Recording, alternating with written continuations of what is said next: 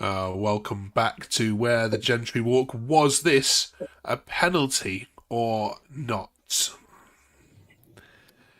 Looks it to me. Welcome back to 20 minutes of Preston North End chat. Hope you're doing well. We've got Joey and Etienne with us this week to review that West Brom result. And are Preston being given fair run-of-the-mill by referees? That's our question posed this week. We're also talking about Jebison and Smith. We're talking about our shopping wishes for January. Do we actually need any? And who gets in at the letter C in our Preston North End A to Z. We're up to that letter now. This fella has been put forward, Mr. Cresswell. Can Joey or Etienne come up with anyone better than that?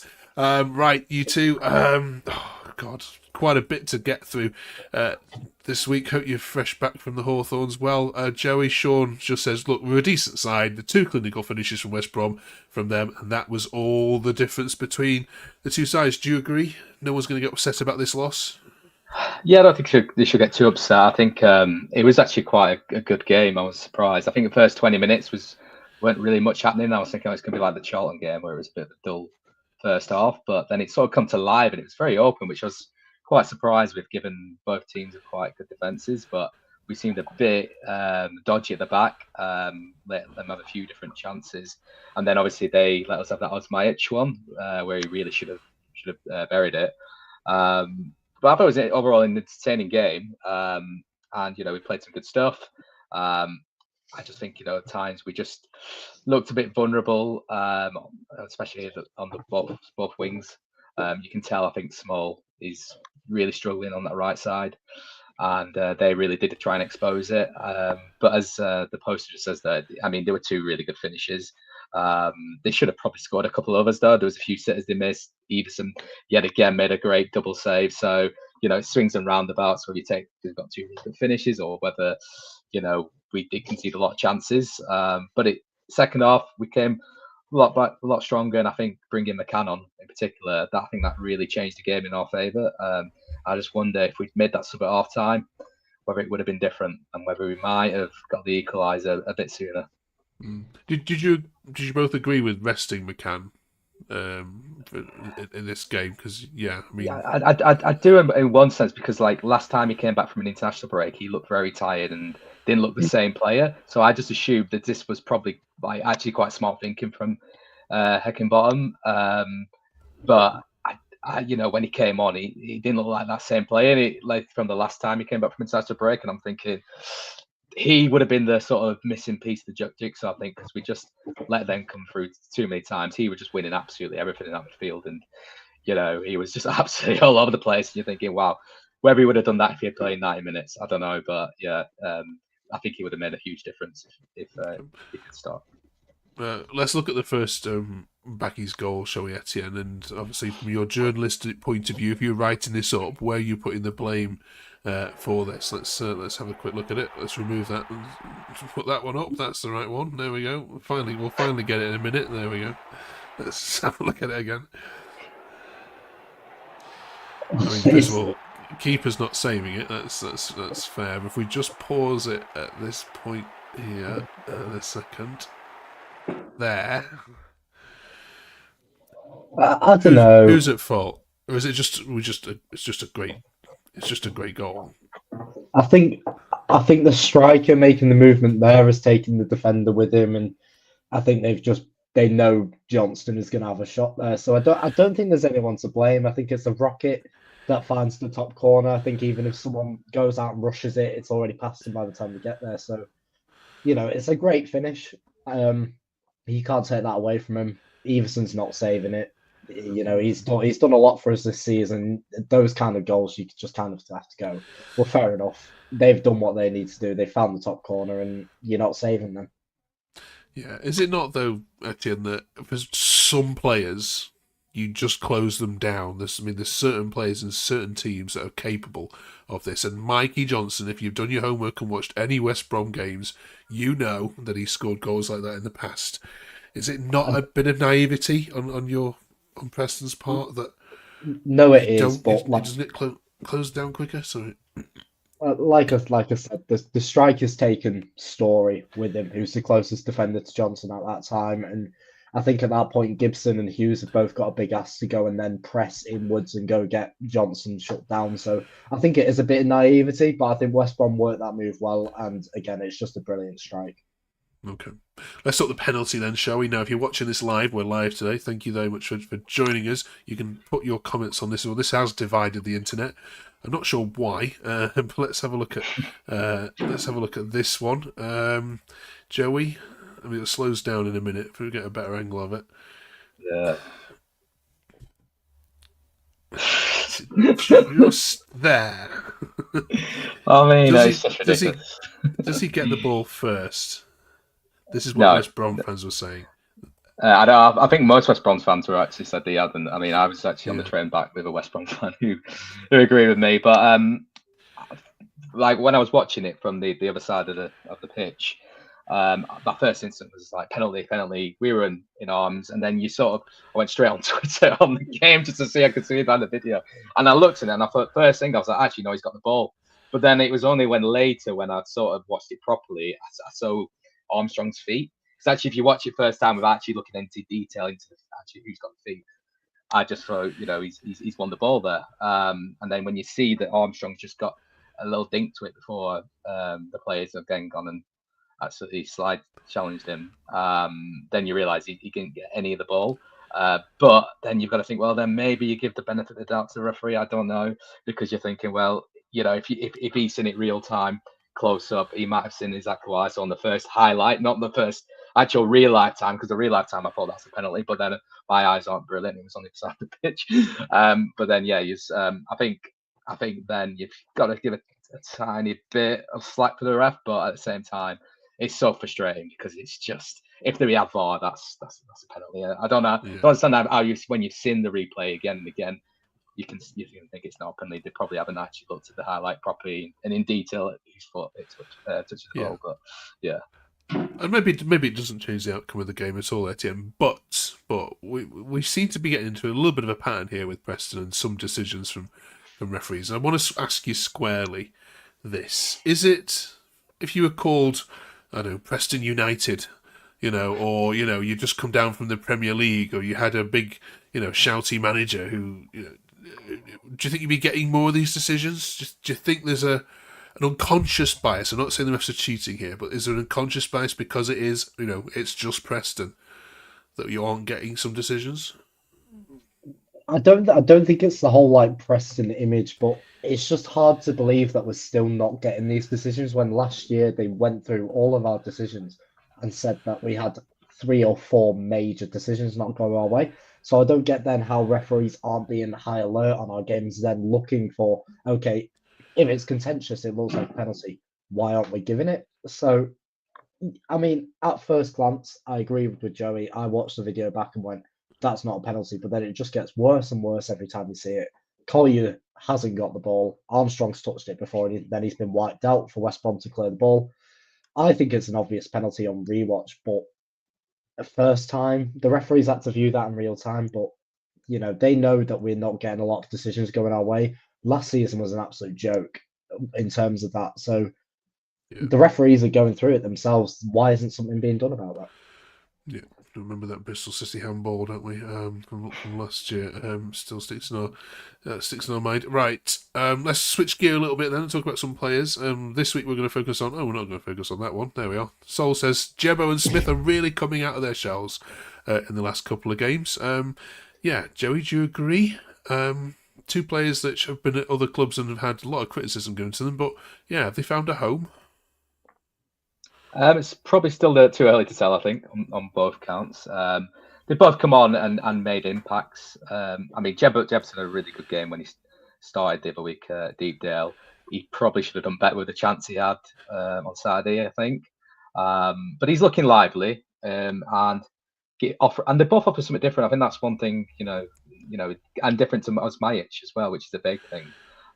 So when we're in games like we were on Saturday, Osmajic I don't think he was that influential, and actually them 2 come on, he changed the formation completely and we looked a different team, and it's nice that we've got that option. We've not got players that just like for like, so Yeah, I think Jefferson for me is a confidence player. I was hoping with the goal he got last couple of weeks ago, he'd have been able to finish the one on Saturday. But yeah, I'm hoping he's the sort of player that once he gets a few goals, he might be a key asset for us. But yeah, it's still I think too early to say either way because they've both been good in spells, but also at times you're thinking, why have we signed them players? So at the moment, I'm still like not made my mind up, but yeah. Etienne, do you agree with this tweet here? Lou says, good for Smith to get a goal, but oh my goodness, he is not very good when it comes to aerial duels. Again, I think that's too early to tell because we signed him from Sheffield Wednesday, where he was an absolute aerial monster. So yeah, I think that's just too early to tell. I think we are trying to shy away from kind of the whole aerial duel side of our game, but bringing Smith on in the last 15 minutes, getting them balls to him, there's history to suggest that he's going to be able to put a few headers in the back of the net. And at the end of the day, he's scored. So, both of them are tall strikers. If one of them's not winning a header, the other one is going to be. So, yeah, it's too early to tell yet, but I've been impressed by Smith so far. Okay, all right. Now, it's a double header this week. 2 Deepdale games in the space of 4 days. So let's look ahead to what's coming up for North End in the next, or before the next, another last annoying international break. 3 home games here, Joey, against Birmingham, Sheffield United, of course, Friday in the Hecky derby, and then Swansea as well. First of all, those are 3 winnable home games, aren't they? Yeah, they're really like weird games. I mean, especially the first 2 because the 2 teams that are expected to be doing better than they are. Sheffield United obviously winning on Saturday. You expect them to change the fortune around, but with our home record, I don't see how we can't get some positive results from all 3 of those games. I don't want to say 3 wins because I don't want to be too greedy, but our record shows that we have, we've won. I think is it 3 wins and a draw at home this year, or 4 wins and a draw? Yeah, I think it's 4 wins and a draw, isn't it? So why not? I mean, they're good-looking games on paper. But yeah, the Sheffield United one would be interesting with the Hecky return Friday night under the lights. And yeah, as I say, tomorrow we've got Birmingham. That's going to be a tough one still. They're a bit all over the place at the minute. There's managers under a bit of pressure. I wouldn't like to call it because it's one that could be a banana skin for us, I think. Yeah, I mean, I don't want to get away with it, but Etienne, if results do go your way, you could be joint top on goal difference by the time Friday night it's seen closes. Yeah, I don't want to get excited either because you do look at these fixtures on like a piece of paper and go 5 very hard games. But especially the next 2 because they're so out of form. I know Sheffield Wednesday Sheffield United have just picked up a win. But at the same time, it's Deepdale under the lights, 2 fixtures in a row. And we've proved that, especially at Deepdale, we can just fight for our lives and grind out a 1-0 or 2-1 win. And I think that's what we've got to go and do again against these 2 sides because there's no denying Birmingham have quality. Sheffield United have quality. They shouldn't be in the position that they are.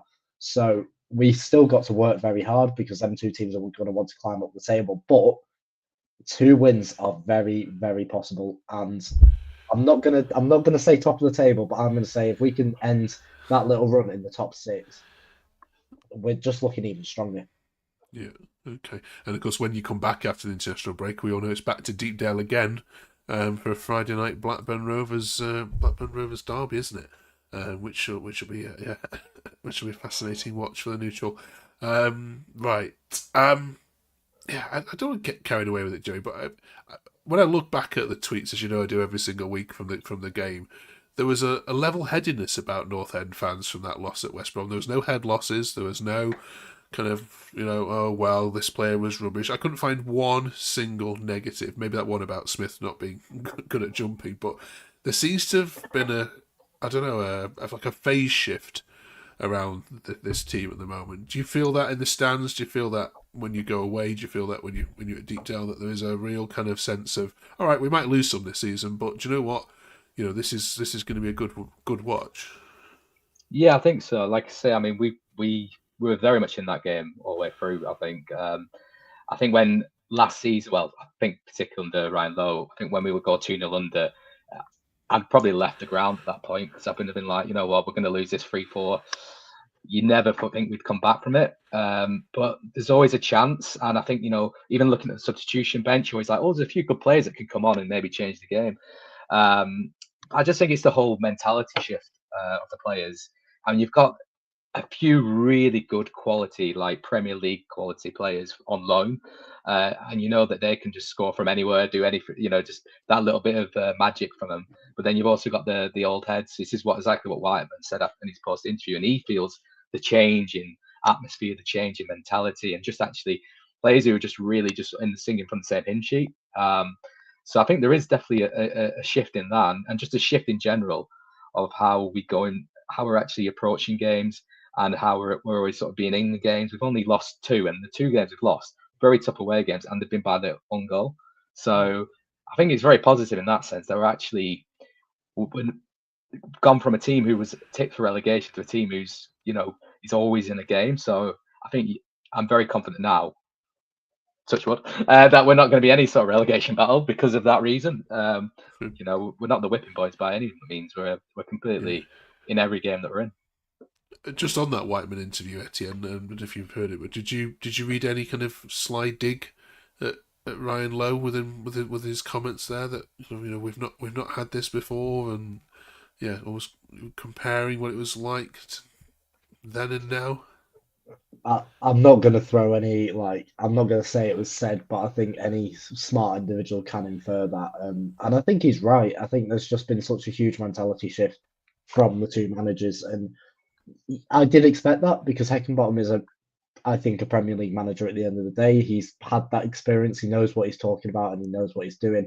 So for Whiteman to say that is completely fair. And it's so evident on the pitch because, like Joey said, under Lowe, if we went 2-0 down, you'd be walking right out of that stadium. Whereas under Heckingbottom, you can go, we're going to nick one here. We nicked one, and then we probably should have had an equaliser through Jefferson at the end. So, yeah, I think Whiteman's comments are really fair, and at the end of the day, really positive to see, because if you're coming out of defeat against such a strong side like West Brom, and they're saying the attitude there is positive, it just fills you up with kind of relief and then a bit more positivity. Okay, it's one defeat, let's bounce back next game. Right, let's have a look then at our A to Z then to finish off. If you've not been watching the last couple of weeks, we've been doing the A to Z of Preston North End. We're going through each letter of the alphabet and choosing one player from the history who needs to represent that letter, or an event, or a stadium, or a manager. We're up to C. We asked AI, as we always do, and Joey gave us Richard Cresswell as their nomination. Can you do any better? If you're watching this live or you watch this record, in the comments, please. Who have we missed here? Now, Harvey is missing today in action, and he has sent in a nomination, so we'll read his out in a minute. Joey, we'll let you go first, though. I think Cresswell's a great shout, but I'd actually go for Tom Clark. Just because I took it, I can tell I took his already. I mean, he was part of that promotion winning side, and he was real sort of captain material. I just had really good fond memories of that era, and obviously he scored the last minute winner against Blackpool, which I just think that was, I think it was his first season. I think he was for 2 or 3 games into his PNE career, and he does that, and it's just like you're automatically a legend at that point.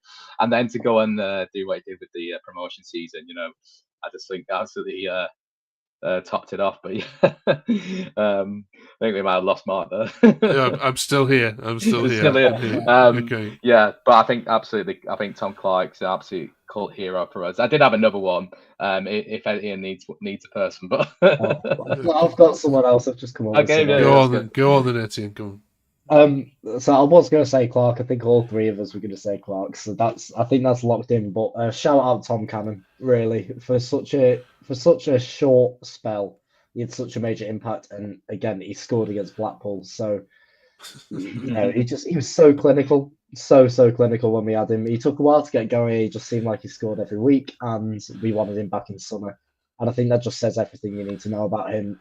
I think we'd do anything to have him back, but I think Tom Clark 100% has to be in the A to Z. That wasn't my other one, actually. That wasn't my other one. But the other one showed my age, Lee Cartwright. Was it? Okay. I need to watch Gentry.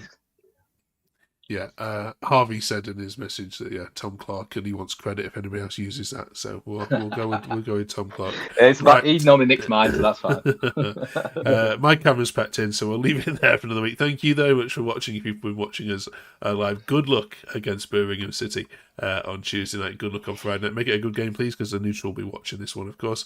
And we'll see you in 7 days' time to review it all over again. Thanks, Joey. Thanks, Etienne. Thank you very much for watching. Have a great one.